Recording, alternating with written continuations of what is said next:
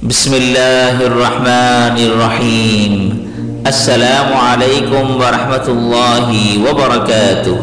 محترم ناظرین و سامعین، آج کا موضوع اس حوالے سے ہے کہ کیا ایک مقصد کے لیے متعدد وظائف کیے جا سکتے ہیں یا نہیں۔ ہمارے ناظرین کے اکثر کمنٹس میں یہی سوال نظر آتے ہیں کہ کیا ایک سے زیادہ وظائف ہم کر سکتے ہیں، اور اگر کر لیے جائیں تو کیا کوئی نقصان ہوگا یا نہیں۔ تو اس حوالے سے بتاتے چلیں کہ سب سے پہلے وظائف کے لیے لازمی ہے کہ وہ مستند اور مجرب ہوں۔ ایسا نہ ہو کہ آپ کہیں سے بھی کسی کتاب سے اور کسی ایرے غیرے نتھو خیرے سے آپ نے وظیفہ لے لیا اور اس پر عمل کرنا شروع کر دیا۔ ایسا بالکل بھی نہیں کرنا چاہیے، بلکہ کسی مستند عالم دین، کسی کی مستند مفتی یا کسی مستند دیندار عامل سے آپ نے مجرب اعمال لینے ہیں، یعنی ایسے اعمال کہ جن کا پہلے بھی کسی کو فائدہ ہو چکا ہو اور وہ مستند بھی ہوں۔ ایسا نہ ہو غیر مستند ہو اور کسی نے اپنی طرف سے وظائف بنا کر آپ کو دے دیے ہوں۔ تو یہ تو تھا نمبر 1۔ اور نمبر 2 کہ یہ جو مستند وظائف ہیں یہ قرآنی آیات اور احادیث مبارکہ کی دعاؤں یا ایسے کلمات پر مشتمل ہوں کہ جن کے معنی سمجھ آ سکتے ہوں اور مفہوم شریعت کے مطابق بھی ہو، اور ان میں غیر اللہ سے مدد نہ مانگی گئی ہو۔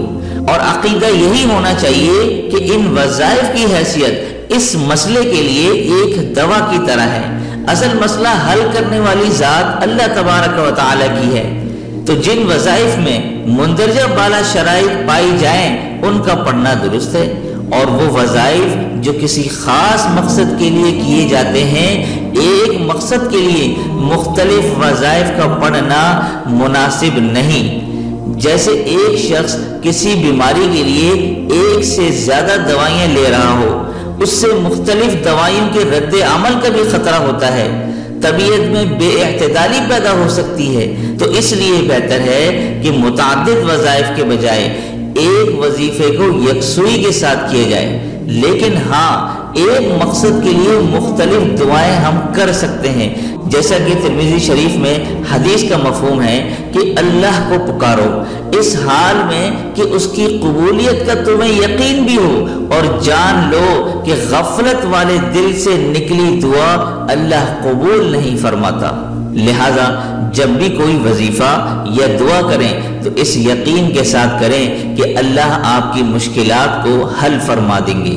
ہاں، کبھی ایسا بھی ہوتا ہے کہ جس کام کو انسان جس وقت حاصل کرنے کی امید رکھتا ہے، اللہ کے نزدیک وہ وقت اس کے لیے مناسب نہیں ہوتا، اور اسی کو اللہ نے قرآن میں ارشاد فرمایا ہے کہ کبھی تم ایسی چیز کو ناپسند کرتے ہو جبکہ اللہ کے نزدیک وہ تمہارے حق میں بہتر ہوتی ہے، اور کبھی تم جس چیز کو اچھا سمجھتے ہو وہ اللہ کے نزدیک بری ہوتی ہے۔